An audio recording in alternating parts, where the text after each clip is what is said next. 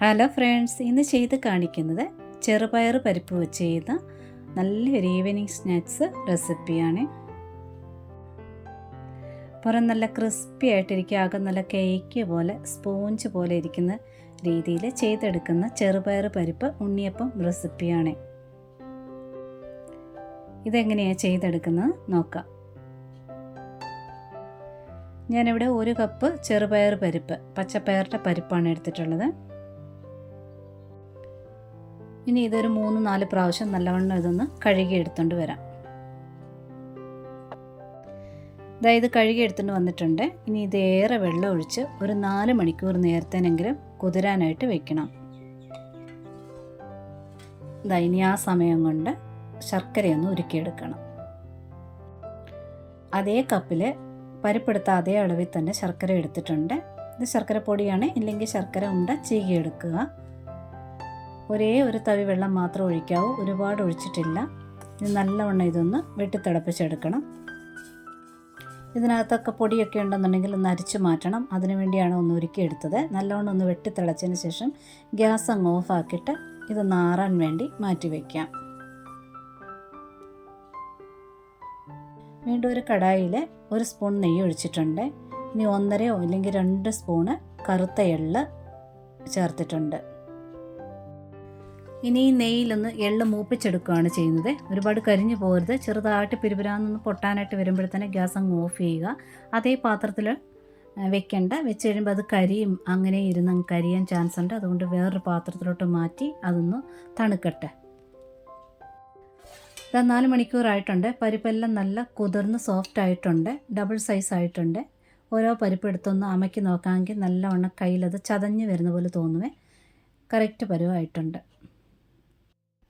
ഇനി ആ പരിപ്പിൻ്റെ വെള്ളം മാറ്റിയിട്ട് വേണം അരച്ചെടുക്കാനായിട്ട്. ഇത് ഞാൻ ഒരു അരിപ്പയിലോട്ട് മാറ്റിയിട്ടുണ്ട്. ഇനി മിക്സിയുടെ വലിയ ജാർ എടുക്കുക. പരിപ്പെല്ലാം അതിലിട്ടിട്ടുണ്ട്. ഒറ്റ ബാച്ചായിട്ടാണ് അരയ്ക്കുന്നത്. ഇനി ഒരല്പം ഉപ്പ് ചേർക്കുവാണ്, മധുരമൊക്കെ ബാലൻസ് ആകാൻ വേണ്ടി ഒരല്പം ഉപ്പ്. ഇനി ഇത് ആറിയിട്ടുണ്ട് ശർക്കരപ്പാനി, അതുകൂടെ ചേർക്കുക. മൊത്തം ഒഴിക്കണം. ഇനി അതേ കപ്പിന് തന്നെ ഒരു 1/4 കപ്പ് വറുത്തതോ വറുക്കാത്തതോ അരിപ്പൊടിയാണ് ചേർക്കുന്നത്. അതുകൂടെ ചേർക്കുക. ഇനി ഇതൊന്ന് അരച്ചെടുക്കണം. നമ്മൾ വേറെ വെള്ളം ഒന്നും ചേർക്കുന്നില്ല, ശർക്കരപ്പാനിയുടെ വെള്ളം മാത്രമേ ഉള്ളൂ. അതായത് പകുതി അരിഞ്ഞപ്പോഴാണ് ഓർമ്മ വന്നത് ഏലക്ക അതിൻ്റെ കൂട്ടത്തിൽ തന്നെ ചേർക്കേണ്ടതായിരുന്നു. വലിയ 3 ഏലക്ക, ചെറുതാണെങ്കിൽ ഒരു 4 ഏലക്ക ഈ ഒരളവിന് ചേർക്കേണ്ടതാണ്. വീണ്ടും നല്ലവണ്ണം ഒന്ന് അരച്ചെടുക്കണം.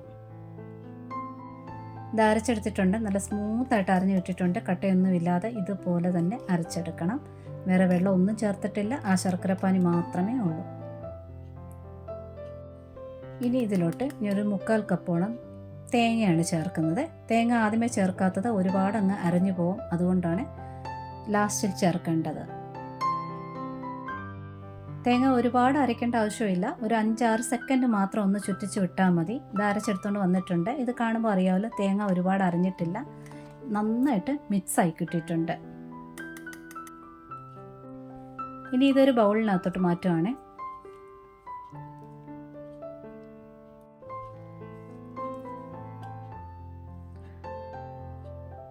ഇനി ഇതിൽ ചേർക്കേണ്ടത് നെയ്യിൽ വറുത്ത് വെച്ചിരിക്കുന്ന എള്ളാണ് ചേർക്കേണ്ടത്. നെയ്യോടുകൂടി ചേർക്കുക. നല്ലവണ്ണം അത് ആറിയിട്ടുണ്ട്. ഇനി ഇത് അപ്പസോഡയാണ്, ബേക്കിംഗ് സോഡ. ഒരല്പം ചേർത്താൽ മതി, ഒരുപാട് ചേർക്കേണ്ട ആവശ്യമില്ല. ബേക്കിംഗ് സോഡ ഒരുപാട് ചേർത്താൽ നല്ല സോഫ്റ്റായിട്ട് തന്നെ കിട്ടും, പക്ഷേ എണ്ണ കുടിക്കാനുള്ള ചാൻസ് ഉണ്ട്. ഇനി ഇത് നല്ലവണ്ണം ഒന്ന് മിക്സാക്കി എടുക്കണം. ഒരേ സൈഡിലോട്ട് തവിയിട്ട് ഇളക്കി വേണം മിക്സാക്കി എടുക്കാനായിട്ട്.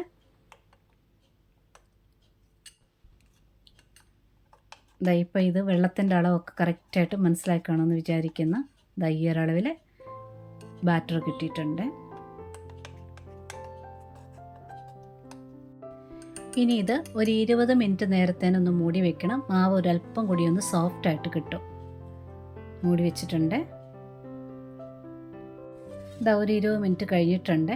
മാവ് കുറേ കൂടി സോഫ്റ്റ് ആയിട്ടുണ്ട്. നമുക്കിത് ഇളക്കുമ്പോൾ തന്നെ നല്ല പതപതാന്ന് തോന്നുന്നുണ്ട്.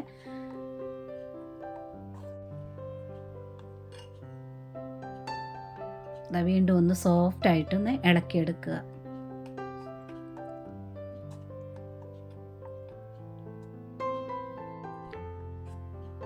ഇനി ഇത് ചുട്ടെടുക്കാം. ഉണ്ണിയപ്പച്ചട്ടി വെച്ചിട്ടുണ്ട്. ഒരുപാട് എണ്ണ ഒഴിക്കണ്ട, ഇത്ര എണ്ണ ഒഴിച്ചിട്ടുള്ളൂ. എണ്ണ നന്നായിട്ട് ചൂടായതിന് ശേഷം വേണം മാവ് ഒഴിക്കാനായിട്ട്. ഈ കുഴിയുടെ ഒരു അരഭാഗം മാത്രമേ ഞാൻ ഒഴിക്കുന്നുള്ളൂ. അതുപോലെ നടുക്കൊഴിക്കരുത്. ആദ്യമേ തന്നെ നടുഭാഗം നല്ലവണ്ണം ചൂടായി കിടക്കുകയാണ്. അപ്പോൾ സൈഡിൽ നിന്ന് ഒഴിക്കുക, ലാസ്റ്റിൽ നടുഭാഗത്ത് ഒഴിക്കുക. അങ്ങനെയാകുമ്പോൾ ഒരേ വേവിൽ നമുക്ക് ചുട്ടെടുക്കാനായിട്ട് പറ്റും. എല്ലാം ഒഴിച്ചതിന് ശേഷം തീ ഫുൾ ഫ്ലെയിമിൽ വെക്കണ്ട, തീ അല്പം കുറച്ച് വെച്ചിട്ട് ഒരേ ഫ്ലെയിമിൽ ചുട്ടെടുക്കുക. മുകൾ ഭാഗം ഇങ്ങനെ ഡ്രൈ ആകുന്നിട വരെ നോക്കി നിൽക്കേണ്ട ആവശ്യമില്ല. അടിഭാഗം നന്നായിട്ട് മുരിഞ്ഞിട്ടുണ്ട്. മുകളിൽ ഇങ്ങനെ നനവിരിക്കെ തന്നെയാണ് ഞാനിത് തിരിച്ചിടുന്നത്. അപ്പോൾ അടിഭാഗത്ത് ഇങ്ങനെ റൗണ്ട് ഷേപ്പിൽ തന്നെ കിട്ടും. അതുപോലെ തന്നെ ഫ്ലെയിം കൂട്ടിയും കുറച്ചും വെക്കരുത്. ഒരേ ഫ്ലെയിമിൽ തന്നെ ഇട്ട് ചുട്ടെടുക്കുക. ഈ എണ്ണ ഒഴിക്കുമ്പോൾ അല്പം ഓരോ കുഴിക്കകത്ത് നെയ്യൂടെ വേണമെങ്കിൽ ഒഴിക്കാവുന്നതാണ്. അത് നിങ്ങളുടെ ഇഷ്ടം പോലെ ചെയ്യുക.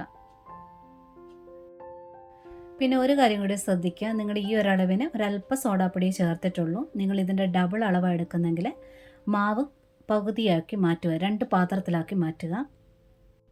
ആദ്യത്തെ ബാച്ചിനകത്ത് സോഡാപ്പൊടി ഇട്ട് ചുട്ടൊരു പകുതി ആകുമ്പോഴത്തേന് അടുത്ത ബാച്ചിനകത്ത് സോഡാപ്പൊടി ഇട്ട് മിക്സ് ചെയ്യുക. എന്തിനാ അങ്ങനെ ചെയ്യുന്നത് വെച്ചാൽ സോഡാപ്പൊടി ഇട്ട് കുറേ നേരം കഴിയും തോറും മാവിങ്ങനെ സോഫ്റ്റ് ആയിക്കൊണ്ടേയിരിക്കും. എണ്ണ കുടിക്കാനുള്ള ചാൻസ് ഉണ്ട്, അല്ലാതെ ടേസ്റ്റിലോ സോഫ്റ്റ്നെസ്സിലോ ഒന്നും മാറ്റം വരുത്തില്ല. ആ എണ്ണ കുടിക്കുന്ന ഒഴിവാക്കാൻ വേണ്ടിയാണ് പറഞ്ഞത്. ഞാൻ ഈ ഒരളവ് 3 ബാച്ചായിട്ട് 21 എണ്ണം ചുട്ടെടുത്തിട്ടുണ്ട്.